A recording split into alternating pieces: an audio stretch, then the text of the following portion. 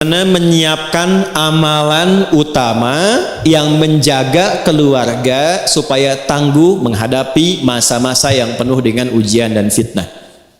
Yes. Sudah?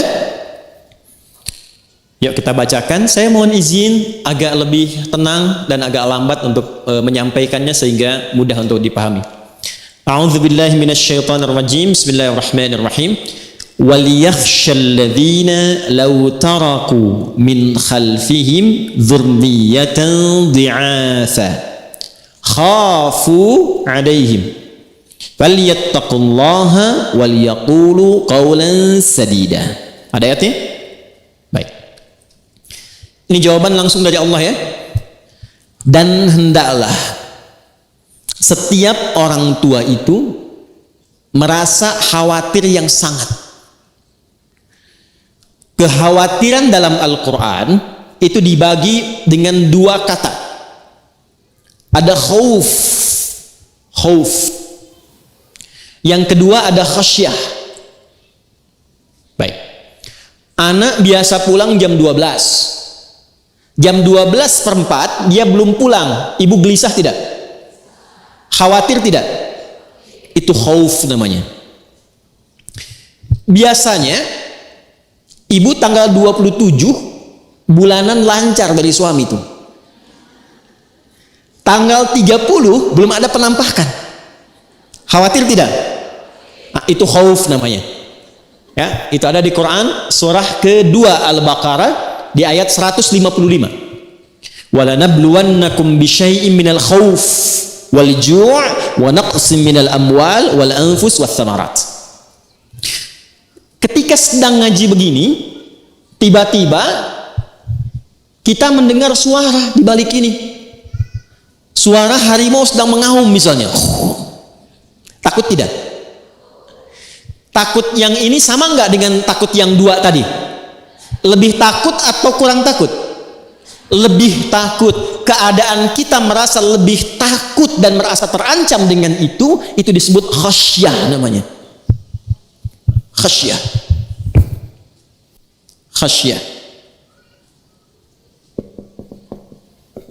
Ya. Sudah? Sekebalikan, di dalam Al-Quran kekhawatiran orang tua itu terhadap anak tidak digambarkan dengan khauf tapi menggunakan kata khasyah. Seakan-akan gini ayatnya, hendaklah para ayah dan ibu itu, ayah bunda itu memiliki kekhawatiran yang sangat, seperti Anda berada di kandang singa, kandang harimau, terancam dengan sesuatu, ya. Kapan? Lau taraku min khalfihim dzurriyyatan dhi'afa. Kalau Anda melihat anak-anak itu tidak disiapkan sehingga mereka lemah di masa depan. Jadi yang dikhawatirkan itu bukan hartanya, Bu.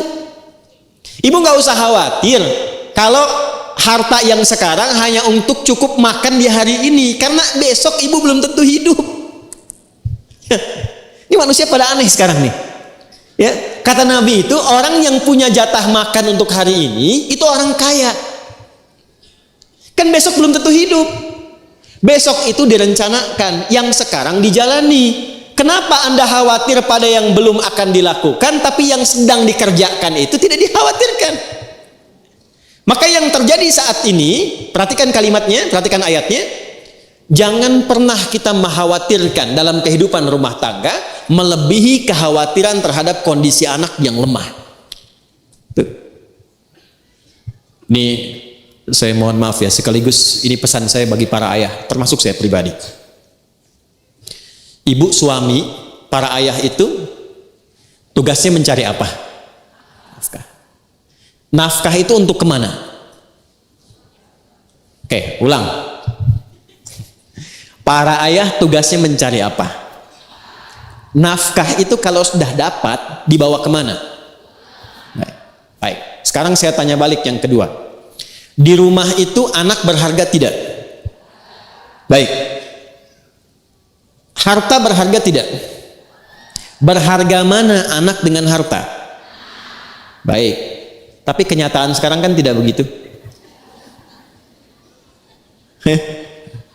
Saya ulangi ya. Berharga mana anak dengan harta? Tapi kenyataan sekarang tidak begitu. Coba lihat. Ayah yang bekerja sempat gak kemudian memberikan pendampingan pada anak? Berapa kali telepon anaknya? Berapa kali komunikasi dengan anaknya? Ibu lebih sering interaksi dengan anak atau dengan handphone? Tuh. Ya. Nah, itu sekarang dibalik, ayatnya berlaku. Hendaklah para ibu itu merasa khawatir yang sangat pada anaknya, bukan handphonenya. Nih Bu, saya tanya, kalau ada anak ibu bawa handphone ibu yang iPhone 15 itu, terus dibanting oleh ibu di hadapan ibu, dibanting oleh anak ibu di hadapan ibu, ya, ibu sedang ini main media sosial, anaknya manggil, ibu nggak nengok, dibawa handphonenya oleh anaknya, dibanting di hadapan ibu. Saya tanya, ibu marahin anaknya atau marahin handphonenya?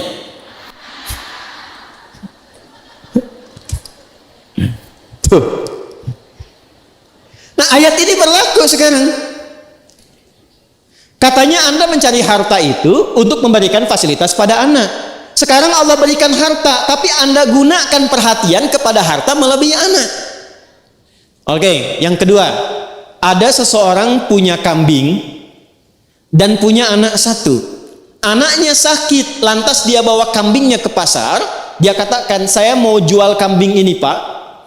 Kata pembeli, kenapa dijual? Untuk biaya obat anak saya yang sakit. Kejadian kedua, ada orang punya kambing, punya anak. Lalu anaknya dibawa ke pasar, disampaikan pada penjual, saya pengen jual anak saya Pak. Kenapa? Karena kambing saya sakit. Menurut ibu, yang benar itu yang pertama atau yang kedua?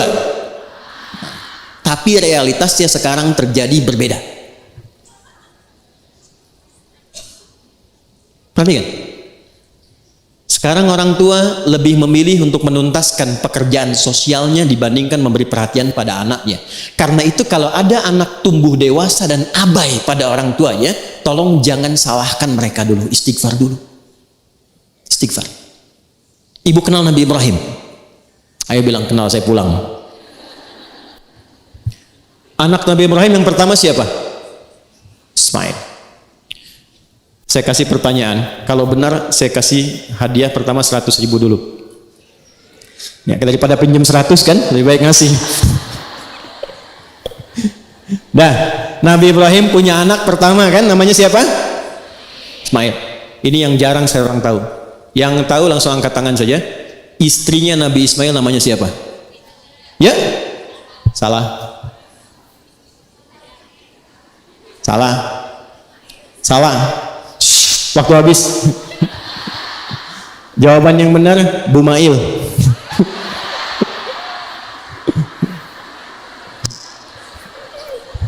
Ibu hampir Bu ya, Ibu hampir.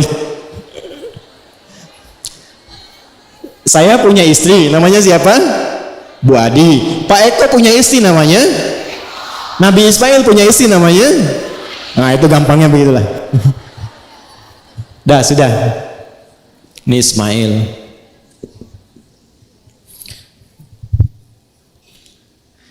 Ayahnya siapa? Ibrahim. Punya istri namanya? Bukan Siti Hajar kalau yang ini ya. Ibrahim. Dah sini. Ibrahim tinggal di mana? Alaihissalam. Di mana? Tepatnya di mana? Ibrahim tinggal di Kanaan di Palestina. Ismail di mana? Di Mekah. Perhatikan baik-baik ini yang mau saya sampaikan. Nanti kisah ini direkam sempurna dalam Al-Quran, bahkan di surah dengan namanya surah Ibrahim. Perhatikan baik-baik. Sekalipun ayah itu berada di tempat yang jauh, ayah di Palestina, anak di Mekah, tapi tidak menghilangkan kesempatan ayah untuk memberikan perhatian kepada anak. Nabi Ibrahim itu Nabi, Rasul, seorang suami, seorang ayah. Beliau mencari nafkah, beliau berdakwah. Tapi setiap pertumbuhan Ismail itu selalu memastikan dan datang melihat. Ismail tumbuh bagaimana? Ismail temannya siapa? Sampai mau nikah pun itu tahu dan memberikan arahan. Ini istri yang bagus begini, yang soleha begini. Apa yang terjadi? Ini yang mau saya katakan. Dengan perhatian orang tua yang begitu luar biasa, bahkan belum balik pun, itu anak merasakan dalamnya pekerjaan ayah. Saat Nabi Ibrahim diperintahkan oleh Allah, tugas meninggikan bangunan Ka'bah, ditinggikan lagi, karena di zaman Nabi Nuh itu hancur kena banjir. Saat mengambil batu, kakinya melangkah, kaki pertama yang menapak disebut makom namanya. Jadi kalau ibu umrah atau haji, itu di Hajar Aswad, geser sedikit ke kanan searah tawaf, itu ada makom Ibrahim ya. Nah, itulah tapak kaki Nabi Ibrahim pertama saat akan meninggikan bangunan Ka'bah. Lalu ketika membawa batu ingin meninggikan, anaknya melihat itu. Nah, yang tidak banyak orang tahu, anak beliau itu Sayyidina Ismail itu belum balik waktu itu. Ketika melihat ayahnya sedang bekerja, merasa pekerjaan ayahnya, maka anak itu bawa batu dari sisi yang lain. Batu yang dibawa kemudian disusun. Kalau bahasa kita, ayah aku boleh bantu nggak? Disusun-susun. Kalau batu sendiri, batu disebut hajar namanya. Kalau dia disusun-susun, membentuk satu bagian disebut hijr namanya. Kalau dia menjadi ruang, disebut hujrah namanya. Maka disusunlah batu itu menjadi bagian dari sisi Ka'bah. Sampai sekarang diabadikan dengan nama Hijr Ismail. Tapi poinnya bukan karena hijrnya. Poinnya itu refleksi bagi setiap orang tua yang tawaf. Itu dengan hubungan dengan anak bagaimana? Jangan-jangan harta kumpul bagus, jabatan suami bagus, ibu enak, tapi dengan anak gak cocok.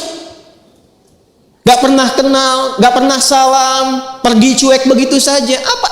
Jadi harta yang didapatkan selama ini untuk apa? Anda mencari harta keluar untuk yang di dalam. Anda dapat harta di luar, tapi nggak dekat dengan yang di dalam. Lalu manfaatnya apa harta yang didapatkan itu? Dan hebatnya, saat mendapat tugas berat untuk menyembelih pun, itu anak langsung berdedikasi mengorbankan jiwanya. Pak, kalau perlu lakukan sekarang cepat, jangan ditunda. Orang tua yang begitu perhatian pada anak, Anda bukan hanya mendapatkan kasihnya, dia bahkan rela berkorban nyawanya untuk kebahagiaan kedua orang tuanya. Itu yang sekarang tidak nampak dalam kehidupan kita. Ibu kalau lihat anak sakit keras, seakan ingin bertukar ganti kan? Ya Allah, kalau perlu saya saja ada di situ. Sekarang anak melihat orang tua sakit keras, ya Allah lebih cepat lebih baik ya Allah. Dah. Yuk kembali ke ayat Quran surah 4 ayat 9. 3. Ada berapa? 3. Wal yakhshal ladzina law taraku, ini jawab dulu ya supaya enggak melebar kemana mana. Wal yakhshal ladzina law taraku min khalfihim dzurriyyatan dhi'afa, hendaklah para orang tua merasa khawatir yang sangat bila anak-anak itu lemah menghadapi tantangan zamannya. Lemah dalam hal apa? 3. 1, lemah imannya. Saya ulangi, lemah imannya. Iman pasangannya di Al-Quran amal soleh. Jadi kalau orang itu sudah lemah imannya, pasti amal solehnya sedikit. Kalau orang sudah sedikit amal solehnya, itu tandanya imannya sedang lemah. Maaf, biasanya sholat sunnah sekarang cuma fardu saja, sunnah nggak dikerjakan, itu tandanya sedang lemah iman. Biasanya puasa sunnah sekarang malah nggak dikerjakan sama sekali, itu tandanya sedang lemah iman. Baik. Biasanya akhwat ini sholatnya rajin, sekarang bahkan sholat fardu pun sedang tidak sama sekali. Tandanya apa? Tidak, tandanya sedang head, ya. Dia tidak sholat. Tapi kalau dia abaikan sholat begitu saja, itu tandanya sedang ya bermasalah imannya. Saya ulangi, akan muncul masa-masa di mana iman seseorang itu, kata Nabi, begitu saking lemahnya, bukan sekarang menurun. Ada yang paginya beriman, sorenya sudah hilang imannya. Yusbihu mu'mina wa yumsi kafira. Subuh masih beriman, sore sudah nggak beriman lagi. Dan itu terjadi dengan cepat sekali. Ya, pagi-pagi masih biasa, begitu sore ketemu kawannya yang berlawan jenis dan mengatakan aku mencintaimu. Tapi kalau engkau cinta kepadaku, engkau harus ikut agamaku. Banyak terjadi sekarang? Saya ulangi, banyak terjadi sekarang? Lemah iman. Kalau mau diterima kerja di sini silahkan, tapi harus konsisten dengan jadwalnya, dan jadwalnya dibikin persis di waktu-waktu sholat. Sampai jaga toko pun rela menjaga toko dengan meninggalkan Jumatan. Ada yang begitu? Kalau dipertahankan itu tandanya imannya bermasalah. Baik. Suami ibu dapat pilihan, Pak, ini proyek besar. Bapak ikuti cara kami, Bapak dapat fee 50 miliar. Tapi kalau Bapak bertahan dengan aturan, yang nggak dapat Pak, cuman gaji aja 5 juta. Saya tanya, ibu pilih mana? Dapat 50 miliar kehilangan iman, atau mempertahankan iman cuma 5 juta? Nggak ada pilihan ketiga, udah nggak usah milih, 2 aja itu. Saya tahu pengen 50 miliar dan 5 juta, saya tahu itu. Karena eranya nggak milih begitu, cuman 2 pilihannya. Sekarang cuma 2. Ya, dia hafal Qul huwallahu ahad, dia katakan semua agama sama, menuju pada Tuhan yang sama, cuma caranya beda. Ada yang begitu? Ada yang nggak kenal dengan masjidnya, dia sholawatan sudah pindah ke tempat ibadah umat lain. Ada yang begitu? Nah, tandanya sudah muncul. Kata Allah, kalau orang tua sudah mendapatkan yang seperti itu eranya, mesti khawatir lebih dalam kepada anaknya dibandingkan dengan masa-masa biasa. Lemah iman. Nanti kita cari solusinya. Orang tuanya jangan ikutan. Sudah eranya begitu, yang dikuatkan bukan imannya, diberikan fasilitas dunia lagi, handphone ganti lagi, kan? Ya, mobil ganti lagi, motor ganti lagi.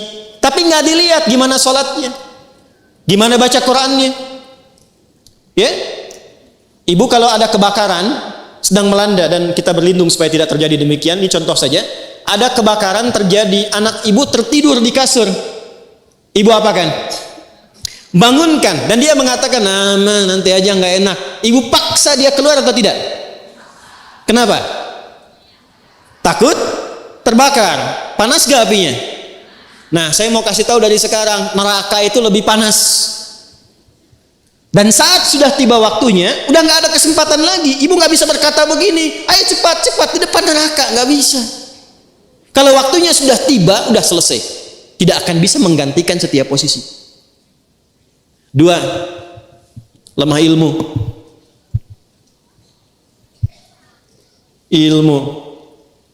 Cepat. 3, lemah harta. 1 iman, 2 ilmu, 3. Jadi kalau ibu di sini bertanya bagaimana mengatasi fitnah akhir zaman, kuatkan 3 hal ini. Tapi urutannya jangan dibalik ya. Urutannya masih seperti ini. 1 apa? Iman. Yang kedua, yang ketiga,